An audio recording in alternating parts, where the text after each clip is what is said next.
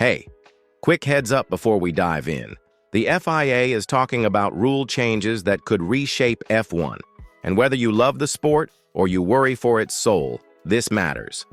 I want to lay out the headlines fast so you know what's on the table. Stefano Domenicali has talked about reversed grids, packing the calendar with many more sprint races, and even shortening the main races while cutting down on free practice time. Why should you care? Because these are not tiny tweaks. They change how teams prepare, how drivers race, and how we, the fans, actually experience a weekend. Domenicali argues younger viewers want more bite-sized action and highlights rather than long practice sessions and slow build-ups, and promoters love anything that sells. That makes sense from a business perspective, but it also raises the question, are we trading depth for spectacle? Notably, Domenicali says drivers' views have shifted.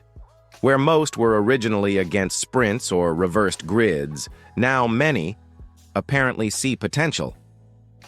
That's a huge development, but it's worth asking what's motivating that pivot? Genuine curiosity or pressure from promoters and broadcasters? Right away, you'll hear drivers like George Russell calling reversed grids foolish.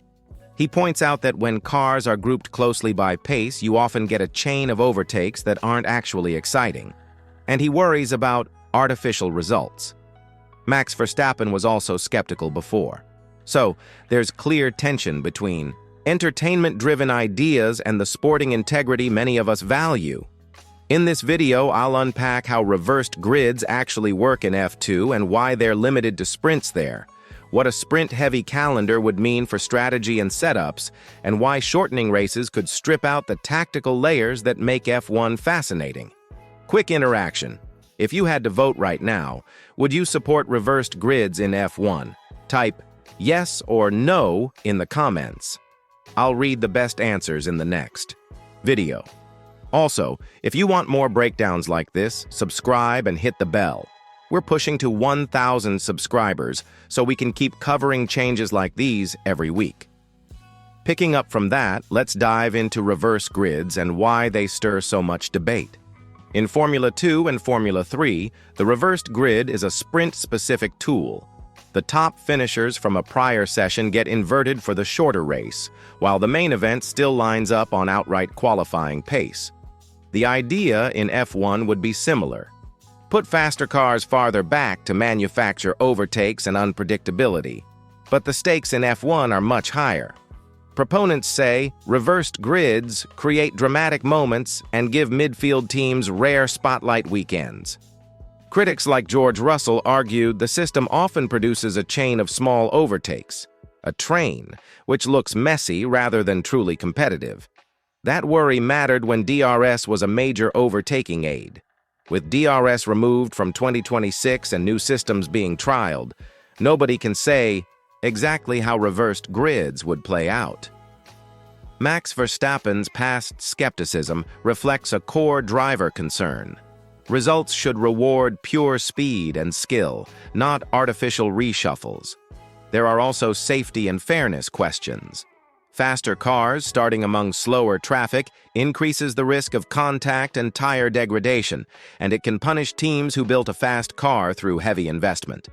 On the positive side, reversed grids would boost unpredictability, create surprise podiums, and likely lift TV numbers. Importantly, F2 keeps reversed grids to sprints for a reason, and if F1 tries them, it will almost certainly be limited to sprint weekends as a trial rather than the main race. And remember, the driver's approval matters. The FIA can't simply force a change that the field strongly opposes. So tell me quickly in the comments, which do you think is worse, reversed grids or shorter main races? Type grids or shorter. If this clears things up, like the video and subscribe with the bell. We're pushing for 1,000 subscribers so we can keep analyzing changes like this every week. Next up, I'll break down why promoters are pushing for many more sprint races. Picking up from how reversed grids would shake things up, let's talk about sprint races, the idea that seems to have promoters and many stakeholders quietly excited. Stefano Domenicali pointed to MotoGP as an example and openly asked why having far more sprint-style races should be considered impossible. Promoters love the concept because it packages more high adrenaline moments into a season and gives broadcasters more headline content. For you, that could mean many more weekends where the centerpiece is a short, intense sprint, rather than a long, strategic showdown.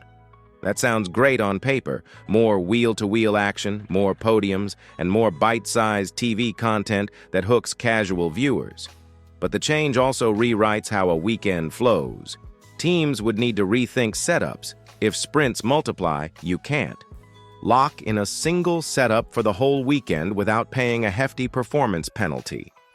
That's why some drivers softened their stance. The sprint format now allows setup resets and different qualifying approaches, and that flexibility can actually reward different driving styles. On the flip side, there's a real risk of diluting the main race. If every weekend features multiple sprints, the marquee event might lose its prestige, and strategy, the tire gambles, and multi-stop chess could become rarer. Sponsors, promoters, and track owners would cheer the attention spike, but purists might watch the depth of racing evaporate. There's also the practical cost. More sprints mean more wear, more logistics, and potentially higher running expenses for smaller teams. That could make the sport feel even more skewed toward the deep-pocketed outfits. So, what do you value more? A weekend stacked with sprints and constant action, or a weekend that builds to one major strategic race? Type a quick answer in the comments.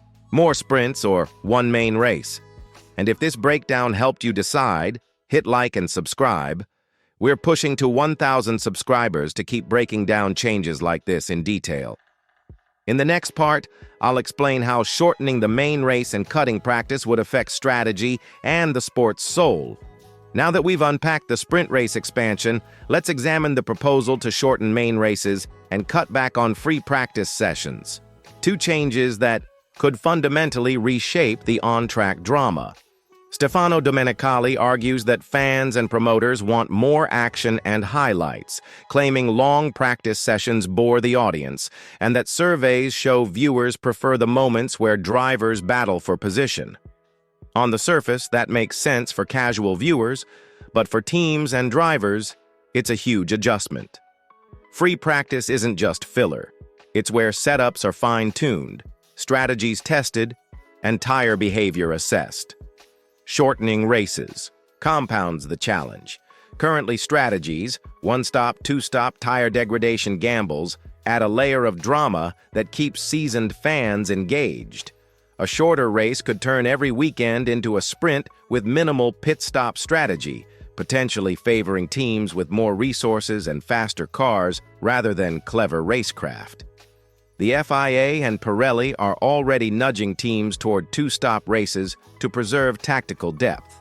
So a clash emerges between spectacle-driven shortening and strategy-driven depth. For you watching at home, this could mean races end faster, with less variability and fewer surprises. It also raises questions. If every weekend is a condensed sprint, does F1 risk becoming a highlight reel rather than a true championship of skill and endurance? So here's a quick engagement question. Which do you value more, strategy or spectacle? Comment strategy or spectacle below. If you think the sport should preserve strategic depth, give this video a like and don't forget to subscribe and hit the notification bell. We're aiming for 1,000 subscribers so we can keep analyzing every twist in F1's evolution. Up next, I'll wrap everything up and discuss who really controls these changes: money, fans, or tradition, and what that could mean for the future of the sport. So, after breaking down reversed grids, sprint races, shorter main events, and free practice cuts, let's step back and ask the bigger question: who's really calling the shots in Formula One? On one side, you have promoters and broadcasters pushing for changes that maximize entertainment, viewership, and revenue. On the other, you have drivers and teams who prize fairness, strategy, and racing purity. Money, influence, and fan surveys clearly play a growing role in shaping the sport. Domenicali's comments show that F1 is responding to evolving audience trends, and yes, many drivers seem to be warming up to formats they initially opposed, reversed grids and more sprint races, which tells us just how much commercial and promotional pressure can sway opinions. For you as a fan, this matters because the product you watch on Sundays is being designed not just by race performance, but by what keeps viewers glued to their screens and promoters happy. That said, the sport still retains mechanisms for input. Driver approval and FIA oversight can't be ignored, and that gives hope that changes won't be purely arbitrary. Now, I want to hear from you. Which of these proposed changes worries you most? Type your pick in the comments: reverse grids, more sprints, shorter races, or less practice. Pin your one-sentence verdict if you want. I'll feature the best ones in the next video. And of course, if you haven't already, subscribe and hit the notification bell. Your subscription helps us reach 1,000 and keep breaking down F1 news as it happens. The bottom line is this: Formula One is at a crossroads, balancing tradition, driver integrity, fan expectations, and commercial growth. How may this plays out will define the sport for years to come, and you're part of the conversation. Stay tuned, stay engaged, and keep sharing your views, because in the end, F1 isn't just the teams or the promoters, it's all of us who live and breathe racing.